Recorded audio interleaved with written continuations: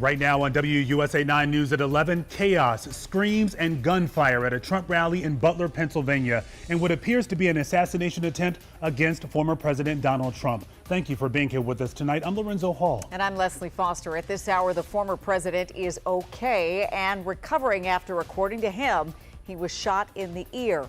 The Secret Service says that suspected gunman is now dead. Yeah, one Trump rally attendee is dead and 2 others are critically injured from that shooting. Now, CBS News is reporting tonight the gunman was 200 to 300 feet away and used an AR-style rifle. In the last 30 minutes, we learned that President Biden has spoken with former President Trump and that Biden is returning to the White House early after this horrific moment. Now, we're going to show you the moment those shots rang out at the rally before Secret Service rushed the stage to protect the former president. Watch. That's a little bit old, that chart. That chart's a couple of months old. And if you want to really see something that's said, take a look at what happened.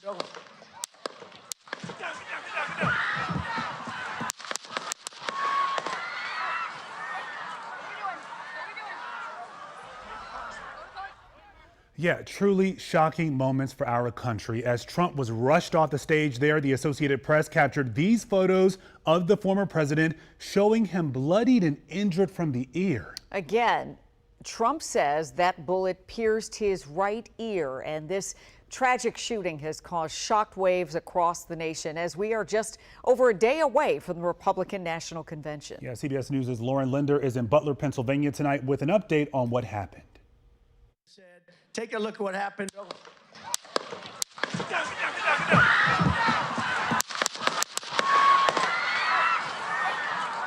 Secret Service agents rushed former President Donald Trump off stage after shots were fired, moments after he began speaking at a Saturday evening rally in Butler County, Pennsylvania. The Secret Service says a man attending the rally was killed. A doctor standing nearby tried to help him, performing CPR. The guy had spun around and was jammed between the benches. He had a headshot here. Trump raised his fist as he left the stage. On his Truth Social site, the former president said he was shot by a bullet that pierced the upper part of his right ear. I knew immediately that something was wrong and that I heard a whizzing sound, shots, and immediately felt the bullet ripping through the skin, he wrote. Much bleeding took place, so I realized then what was happening. I just hear these 4 shots and everybody screaming drop, and you can see the blood splatter on his face, and the Secret Service just barricades him. The Secret Service says the gunman was outside the cordoned-off area of the rally, standing on an elevated structure, and that he was shot and killed by a member of the agency's counter-assault team. A large number of Secret Service agents is in Milwaukee right now ahead of the convention. They're trying to piece together what happened here in Butler. President Biden spoke a couple hours after the shooting. There's no place in America for this kind of violence. It's sick. It's sick. It's one of the reasons why we have to unite this country. We cannot allow for this to be happening. We cannot be like this. We cannot condone this.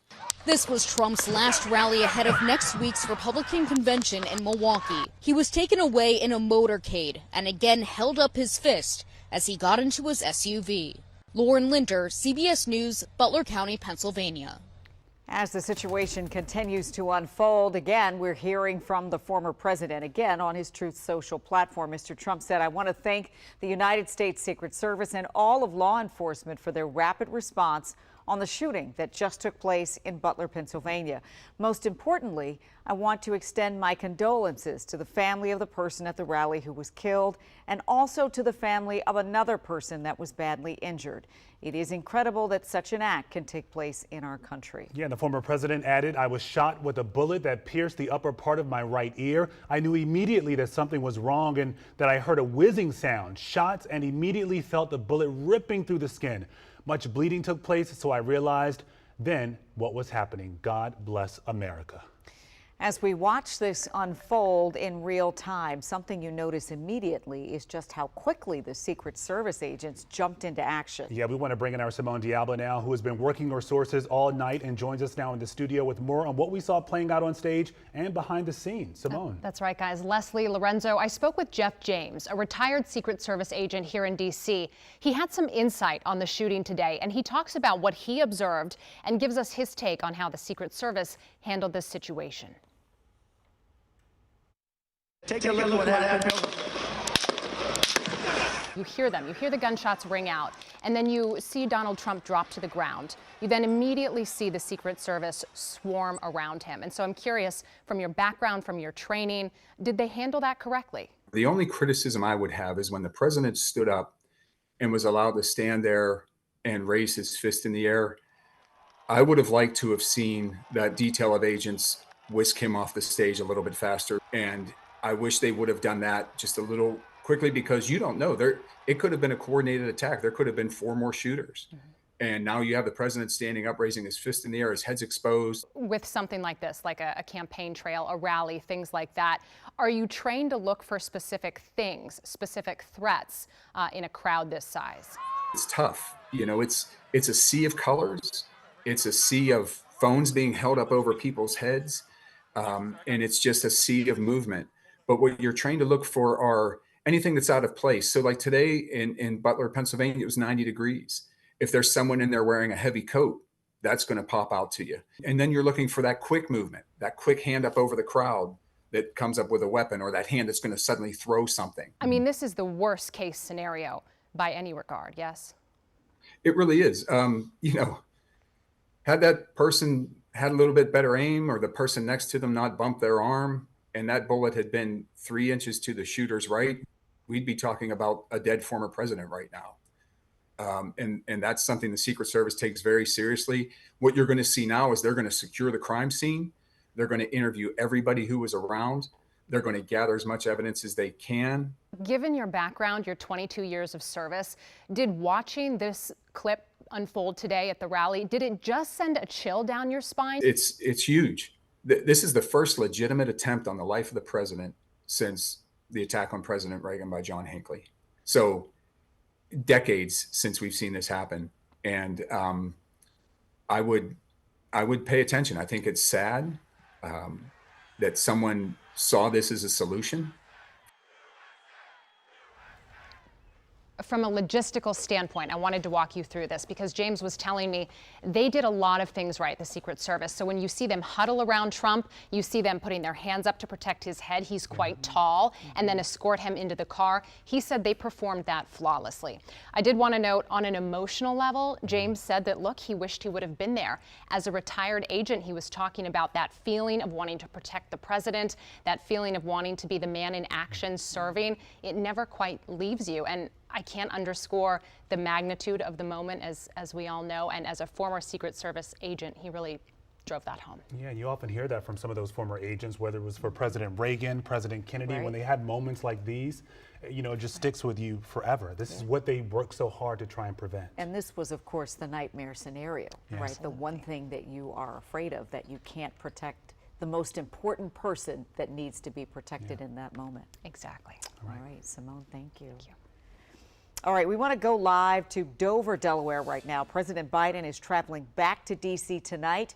That is a view of his plane on the tarmac there. That is where Biden had been spending the weekend. Now, we have learned both Trump and Biden, they have spoken tonight. What was said on that call, however, is not clear.